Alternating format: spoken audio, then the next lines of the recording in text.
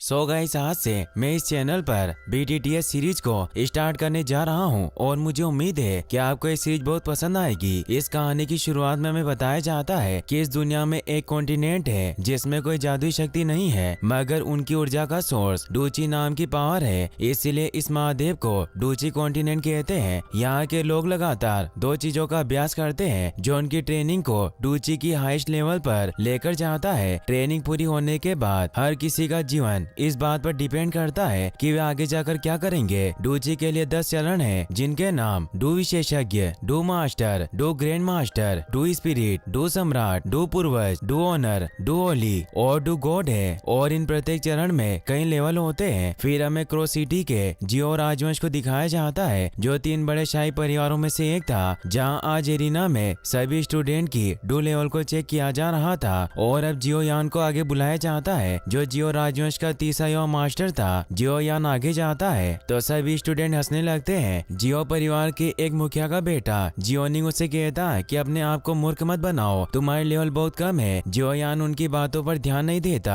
और ऊपर स्टेज पर आ जाता है, जहाँ डू स्तंभ पर अपनी लेवल को चेक करने के लिए हाथ रखता है, मगर उसका डू स्तर केवल 30 लेवल पर होता है, जो बहुत कम था। इसीलिए सभी उसका मजाक उड़ाते हैं, क्योंकि बचपन में उसे जीनियस कहा जाता है। उसकी पावर बचपन में ही 30 लेवल पर पहुंच गई थी और 11 साल की उम्र में उसने 10वें डूची स्तर को पार कर लिया था, मगर 3 साल पहले से उसकी पावर कम होने लग गई थी। इसीलिए स्टूडेंट बातें करते हैं कि वास्तव में अपने परिवार के लिए निकम्मा लड़का है। जियोनिंग कहता है कि अगर तुम कबीले के मुखिया के बेटे नहीं होते तो तुम्हें बहुत समय पहले ही अपने परिवार से निकाल दिया जाता। फिर अब टेस्ट के लिए जियो मेई नाम की लड़की को बुलाया जाता है। जियो यान उससे पूछता है कि क्या तुम सच में मुझसे नफरत करती हो, मगर वो कोई जवाब नहीं देती। जियो शर्म की वजह से मुंह नीचे करके वहाँ से जाने लगता है। तभी वहाँ जियो जूनियर आ जाता है, जो उसका हाथ पकड़कर कहती है कि तुम्हें परेशान नहीं होना चाहिए। जूनियर को टेस्ट के लिए बुलाया जाता है, इसीलिए वो जियो यान को कहती है कि तुम मेरा इंतजार करना। ये कहकर वो अपना लेवल चेक करने चली जाती है। वो जब अपनी लेवल चेक करती है तो उसका लेवल 9 होता है, जो बहुत ज्यादा था। इससे सभी हैरान रह जाते हैं और सब उसे देखने जाते हैं, मगर जियो यान वही खड़ा रहता है और मन ही मन में कहता है कि जूनियर मैं तुम्हारे लिए काफी खुश हूँ, मगर मैं तुम्हारे लिए अच्छा नहीं हूँ। तभी बारिश होने लगती है और हमें जियो फैमिली के मीटिंग हॉल को दिखाया जाता है, जहाँ जिया ली भी नाम का आदमी जियो परिवार के प्रमुख जान जियो को धमका रहा होता है, क्योंकि उनके बाजार को हड़पना चाहता था। जान जियो जिया लीबी को कहते हैं कि तुम हम पर दबाव नहीं डाल सकते, तो जिया लीबी हंसने लगता है और कहता है कि मेरे पास बहुत पैसे हैं, इसीलिए मैं और एओ बाबा मिलकर तुम्हारे बाजार और वुटेन सिटी के 2 परिवारों का प्रतिनिधित्व कर सकते हैं। और बाजार हमेशा अपने हाईएस्ट बोली लगाने वाले का होता है और हमारा ऑफर तुम्हारे ऑफर से 3 गुना ज्यादा है, इसीलिए तुम हमसे मुकाबला नहीं कर सकते और अगले साल जियो परिवार को क्रो सिटी छोड़नी होगी। इसे जान जियो के पहले और दूसरे एल्डर काफी गुस्सा होते हैं, जो 2 परिवारों के मुखिया थे, और उस पर हमला करने के लिए तैयार हो जाते हैं, मगर जान जियो उन्हें रोक लेता है और जिया लीबी को एक कार्ड दिखाकर बताता है कि मेरे बेटे जियो यान की शादी का प्रपोजल है। तो ऐसे जिया लीबी हैरान रह जाता है। जियो ली का साथी एओबा कहता है कि जियो यान तो वही है जिसने 11 साल की उम्र में 10वें डूची स्तर को पार कर लिया। जिया लीबी जब वो वेडिंग कार्ड पढ़ता है तो उसे पता चलता है कि जियो यान की शादी नालन येन रेन के साथ होने वाली है, तो ऐसे वो शॉक्ड रह जाता है। एओबा कहता है कि शादी का प्रस्ताव कब जारी हुआ, हमें इसके बारे में पता क्यों नहीं चला। जान बताते हैं कि बस एक छोटी सी बात थी, इसीलिए इसे पब्लिक करना जरूरी नहीं था। एओबा जिया लीबी को बताता है कि यूनलेन सेक्ट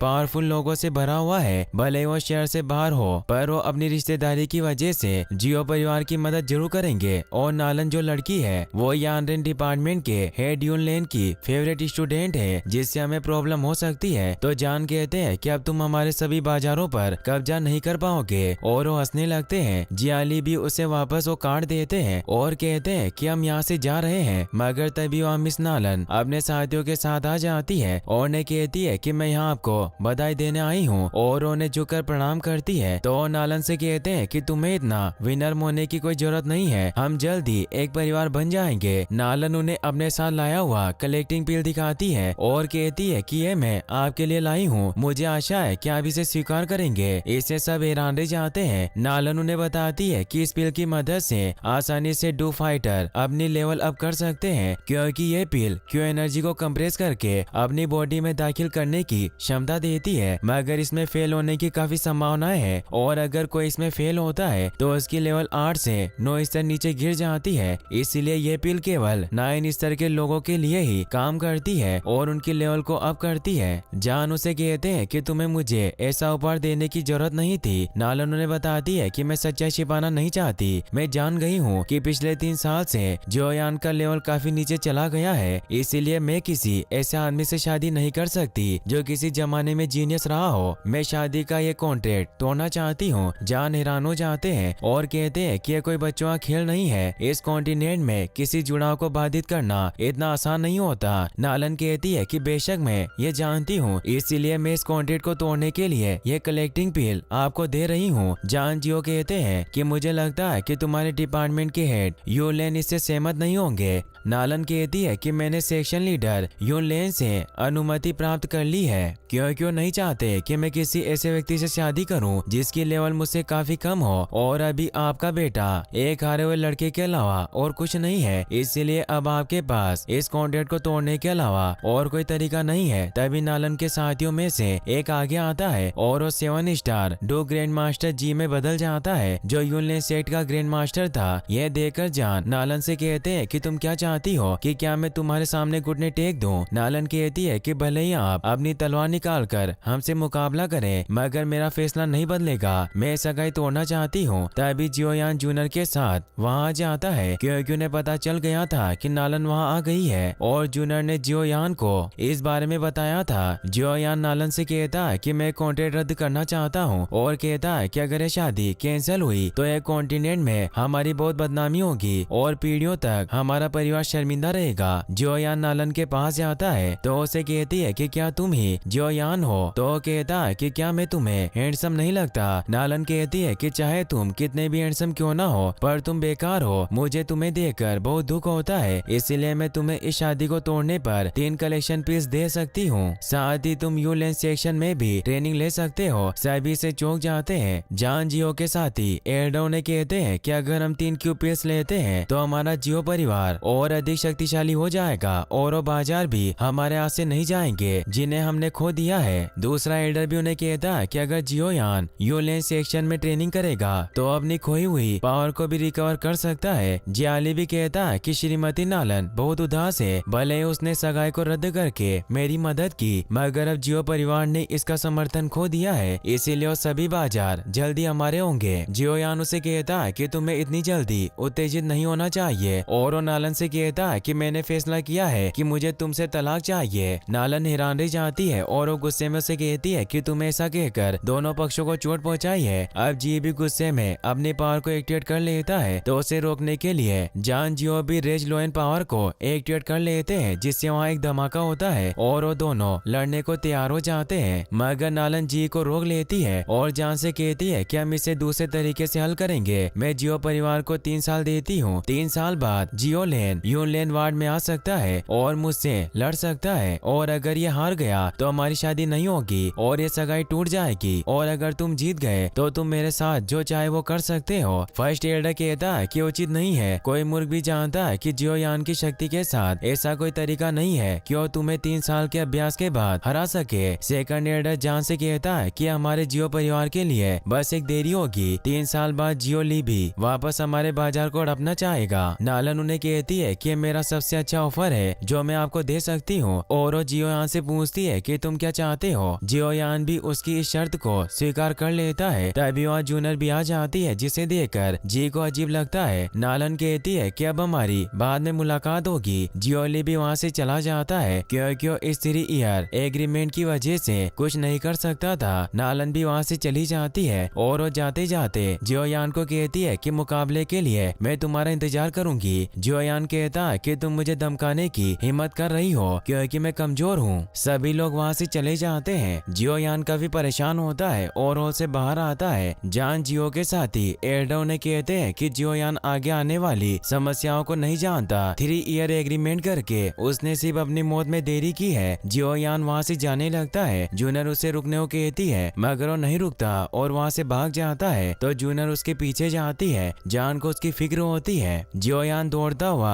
एक घर के पीछे आकर रुकता है। तभी वहाँ जूनियर जूनर भी आ जाती है जो उसे समझाने की कोशिश करती है, मगर उसकी बात नहीं सुनता और वहाँ से चला जाता है। वो निराश होकर आगे बढ़ रहा था, मगर तभी रास्ते में जियोनिंग अपने साथियों के साथ उसे रोक लेता है। वो कहता है कि मैं तुम्हारी राह देख रहा था। जियोयान वहाँ से जाने लगता है, मगर उसे जाने नहीं देते। जियोनिंग कहता है कि तुम्हें तो बहुत बड़ा जीनियस कहा जाता था, मगर तुमने बहुत बड़ी प्रॉब्लम क्रिएट कर दी। और अगर तुम ये सोच रहे हो कि हम सभी सिर्फ इसीलिए चुप हैं क्योंकि तुम्हारे पिता कबीले के मुखिया हैं, तो ये तुम्हारी गलतफहमी है। आज तुम्हारे फैसले की वजह से जियो परिवार को नुकसान हुआ, क्योंकि अगर तुम सही फैसला लेते तो आज हमारे पास 3 क्यू कलेक्टिंग पिल होती। और तुमने कभी सोचा है कि इन 3 सालों में हमारे जियो परिवार का क्या होगा? मुझे नहीं लगता कि तुम वास्तव में मिस नालन से लड़ सकते हो। जियोयान उसे कहता है कि तुम ये सब इसीलिए कह रहे हो क्योंकि तुम एल्डर के बेटे होने की वजह से वो कलेक्टिंग पिल हासिल कर सकते थे। अगर मैंने शादी का प्रस्ताव रद्द कर दिया होता। जियोनिंग इससे परेशान हो जाता है और उसे कहता है कि तुम दिखाना चाहते हो कि तुम नालन येन रेन के साथ लड़ सकते हो, तो तुम्हें अभी कोशिश करनी चाहिए। मैं देखना चाहता हूँ कि क्या तुम मुझे हरा सकते हो। जियोयान गुस्से में उस पर हमला करता है, मगर उसे कुछ नहीं होता और अपने हमले से उसे दूर कर देता है, जिससे सभी उसका मजाक उड़ाते हैं। जियोनिंग कहता है कि तुम्हारे पास बस इतनी पावर है। तभी वहाँ जूनर भी आने लगती है। जियोयान अपनी पावर को वापस से एक्टिवेट करके जियोनिंग पर हमला करने जाता है, मगर वो भी अपनी पावर को एक्टिवेट करके जियोयान को दूर फेंक देता है, मगर जूनर उसे पकड़ लेती है। जियोयान उसे कहता है कि तुम्हें मेरे पीछे नहीं आना चाहिए था, क्योंकि एक लड़की को पुरुषों के काम में इंटरफेयर नहीं करना चाहिए, और उसे चुप करवा देता है। जियोनिंग कहता है कि वास्तव में ट्राइब के मुखिया का बेटा महान है जो अपनी रक्षा के लिए लड़कियों की हेल्प लेता है। सभी हंसने लगते हैं। जियोयान को इससे और ज्यादा गुस्सा आ जाता है और अपने फायर पावर को एक्टिवेट करके उस पर हमला करने जाता है, मगर निंग उसे मुक्का मारकर दूर गिरा देता है, जिससे जियोयान के मुंह से खून निकल आता है और वो उठ भी नहीं पा रहा था। जूनर उसे संभालती है। निंग उसे कहता है कि तुम जीनियस होने के बाद भी इस तरह नीचे गिरे हुए हो। जूनर को उन पर गुस्सा आता है, इसीलिए वो उन्हें अपनी आंखें निकालती है, जिससे निंग डर जाता है क्योंकि जूनर की पावर काफी ज्यादा थी। इसीलिए वो अपने सभी साथियों से कहता है कि हम सभी को संभल कर चलना चाहिए। इतनी भीड़ वाली जगह में किसी को भी चोट लग सकती है। सभी हंसने लगते हैं, मगर वो सभी को हंसने से मना करता है और वहाँ से चले जाते हैं। जूनर जियोयान से पूछती है कि क्या तुम ठीक हो? जियोयान अपने मुंह का खून पोंछते हुए कहता है कि मैं ठीक हूँ, तुम मुझे अकेला छोड़ दो, और वहाँ से चला जाता है। जूनर को उसकी काफी फिक्र होती है, मगर उसके पीछे नहीं जा सकती थी। जियोयान रोता हुआ जंगल में चला जाता है। उसे अपनी पुरानी बातें याद आती है कि लेवल कम होने की वजह से सबने उसका मजाक उड़ाया और उसके पिता को नालन के सामने शर्मिंदा होना पड़ा। जियोयान दौड़ता हुआ एक जगह पर पहुंचता है जहां उसकी माँ की कब्र बनी हुई थी। वो वहां बैठकर रोने लगता है। यहाँ हम जान जियो को भी देख पाते हैं, जो भी वहीं मौजूद थे, जो मन ही मन में कहते हैं कि बेटे तुमने आज बहुत बहादुरी से काम लिया। तुमने अपने जियो परिवार को 3 साल का समय दिया खुद को मजबूत बनाने के लिए, इसीलिए मैं तुमसे बहुत इम्प्रेस्ड हूँ। मगर 3 साल बाद भी हमें अपना भाग्य भुगतना होगा, पर चाहे जो कुछ भी हो जाए तुम्हारे पिता तुम्हारे लिए जरूर लड़ेंगे। ये कहकर वहाँ से चले जाते हैं। जियोयान अभी भी रो रहा होता है और वो कहता है कि मेरे साथ ऐसा क्यों हुआ, मैं ऐसा क्यों हूँ। और वो अपनी माँ से कहता है कि 3 साल बाद जब मैं मरने के बाद आपसे वन में मिलूंगा तो आप मुझे देखकर निराश हो जाओगी और अब कोई चमत्कार ही मुझे बचा सकता है। तभी जियोयान को कुछ होने लगता है और उसकी रिंग ग्लो करके हाथ से बाहर निकल आती है। जियोयान को एक आवाज सुनाई देती है जो उसे कहती है कि बच्चे तुम इतने चिंतित क्यों हो। जियोयान हैरान हो जाता है, उसे कुछ समझ नहीं आता। वो आवाज उसे कहती है कि ये तुम्हारे लिए चमत्कार देखने का समय है, मगर तुम डरे हुए हो। और वो आत्मा सामने आती है जो उसे कहता है कि मैं याओ लाओ हूँ, मैं तुम्हारी मदद करूंगा। जियोयान उनसे पूछता है कि आप मेरी मदद कैसे करना चाहते हैं। तो याओ लाओ से कहते हैं कि अगर तुम डू कॉन्टिनेंट में किसी को हराना चाहते हो तो तुम क्या करोगे। सबसे इम्पोर्टेंट बात यह है कि आपके पास लड़ने के लिए पावर होनी चाहिए। फिर वो एक एक करके डूची के चरण को पार करेगा। सबसे पहले कोई डू मास्टर बनता है, फिर डू ग्रैंड मास्टर, और ऐसे ही वो अपना लेवल बढ़ाता रहेगा। और अगर तुम भी इस मेथड को फॉलो करो तो तुम अपनी टेक्निक की मदद से नालन से लड़ सकते हो। इस कॉन्टिनेंट में डू क्यू एक स्किल बन गई है। सबसे मजबूत से लेकर सबसे कमजोर तक 4 वर्ग और 12 स्तर होते हैं, जिनके नाम हेवन, अर्थ, ब्लैक और येलो है। और इन प्रत्येक वर्ग को 3 लेवल में डिवाइड किया गया है, जिससे 12 स्तर यानी लेवल बनती है। जियोयान उन्हें कहता है कि मैं इसके बारे में पहले से ही जानता हूँ। याओ लाओ लाओ से कहते हैं कि नालन की स्किल हाई लेवल ब्लैक पर है, मगर मैं तुम्हें इससे ज्यादा और कुछ भी सिखा सकता हूँ। जियो यान इससे खुश होकर कहता है कि क्या आप सच कह रहे हैं? तो याओ लाओ हमें जवाब देते हैं। जियो यान मन में सोचता है कि हाई लेवल स्किल्स बहुत कठिन होती है। साधारण लोगों के बीच सबसे मजबूत स्किल लेवल जर्दे तक होती है और कुछ शक्तिशाली परिवारों के पास ही केवल ब्लैक स्किल लेवल होती है। और जियो परिवार में सबसे स्ट्रॉन्गेस्ट स्किल लाइन फ्यूरी होती है और ब्लैक एवरेज स्किल को हर कोई नहीं सीख सकता,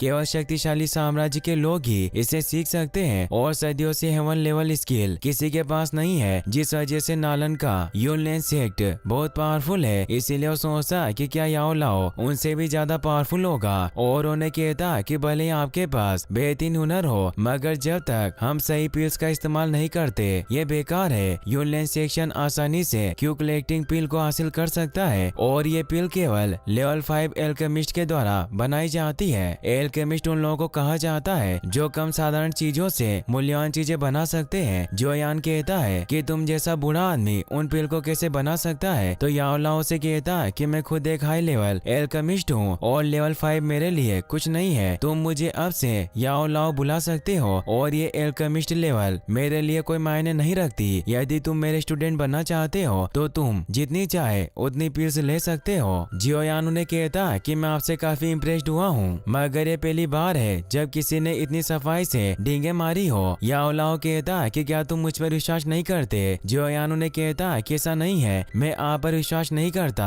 और आप जो कह रहे हो वो सच हो, मगर आपके पास इतना टैलेंट होने के बावजूद आप मेरी मदद क्यों करना चाहते हैं? इसीलिए मुझे आपकी बातें झूठी लगती है। याओ लाओ कहता है कि ऐसा इसलिए है क्योंकि पिछले 3 सालों से तुमने मुझे बहुत सी स्किल दी है। तो जियो यान इससे हैरान रह जाता है और उसे समझ आता है कि याओ लाओ उसकी अंगूठी में था, इसीलिए वो 3 साल से इतनी मेहनत करने के बाद भी उसका डू लेवल बढ़ाने की बजाय बहुत घटा। याओ लाओ जियो यान से कहते हैं कि तुम वास्तव में बहुत होशियार हो, मगर मेरे पास 3 साल तक डूची को अवशोषित करने के अलावा और कोई विकल्प नहीं था क्योंकि मेरी सोल बहुत कमजोर थी। जियो यान को इससे गुस्सा आता है और उन्हें कहता है कि तुमने मेरी जिंदगी बर्बाद कर दी। याओ लाओ से कहता है कि तुम इतने गुस्से में क्यों हो? तो जियो यान शांत हो जाता है और कहता है कि मैं भूल गया था कि मैं किसी को हरा नहीं सकता। वो कहते हैं कि तुम्हें उम्मीद नहीं छोड़नी चाहिए, 1 साल में शायद मैं तुम्हें मजबूत बनाने में मदद कर सकता हूँ। जियो यान उन्हें कहता है कि मैं आपसे ज्यादा कुछ नहीं पूछना चाहता, बस आप मुझे ये बताएं कि क्या आप 1 साल में मुझे लेवल 7 तक पहुँचने में मदद कर सकते हैं? मैं उसके बदले में तुम्हें मेरी डूची को अवशोषित करने के लिए माफ कर दूंगा। याओ लाओ कहता है कि तुम्हारी योजना बहुत अच्छी है और अब से मैं तुम्हारा मास्टर हूँ, इसीलिए तुम मुझे मास्टर बुलाना। तो जियो यान कहता है कि मैं तुम्हें मास्टर तभी बुलाऊंगा जब तुम मुझे अच्छी तरह से सिखाओगे, क्योंकि तुम ही मुझे स्टूडेंट बनने के लिए भीख मांग रहे हो। और उन्हें बूढ़ा आदमी कहकर बुलाता है। इससे याओ लाओ को गुस्सा आता है और अपनी पावर से वहाँ बेम्बू को जियो यान की तरफ मोड़ देता है, लेकिन उसे चोट नहीं पहुँचाता और हंसता है क्योंकि उसी उसे डरा रहे थे। वो उसे कहते हैं कि मैं तुम्हारी ट्रेनिंग जल्दी स्टार्ट करूंगा, मगर तुम्हें पहले इस पेपर के साथ रॉ मटेरियल्स को हासिल करना होगा। जियो यान जब उस पेपर को पढ़ता है तो उसमें लिखा था कि उसे 3 आर्किड लीव्स, 2 वाशेड मुड बोनस और फर्स्ट लेवल का इविल कोर वुड एलिमेंट लाना है। इससे वो हैरान रह जाता है क्योंकि ये बेहद कीमती रॉ मटेरियल्स थे। अब वो रिंग वापस से जियो यान के हाथ में आ जाती है। जियो यान अपने आप से कहता है कि इस रॉ मटेरियल्स को खरीदने में हजारों सिक्के खर्च हो जाएंगे, मगर फिर वो सोचता है कि पैसे के लिए मैं मर नहीं सकता, इसीलिए मैं इन सभी रॉ मटेरियल्स को हासिल करूंगा। वहीं हम जिया लिबी को उसके महल में देखते हैं, जो अपने बेटे से कह रहा था कि जियो यान ने हमारा प्लान बर्बाद कर दिया। उस 3 ईयर एग्रीमेंट की वजह से हम जियो परिवार के बाजार को नहीं हड़प सकते। तो उसका बेटा जिया लियाओ अपने डेड को एक प्लान बताता है जिससे वो खुश होते हैं और इसी के साथ ये एपिसोड यहीं पर खत्म हो जाता है। गाइस, अगर आप इसका नेक्स्ट पार्ट भी जल्दी देखना चाहते हैं तो इस वीडियो को लाइक करने के साथ साथ चैनल को सब्सक्राइब जरूर कर लें।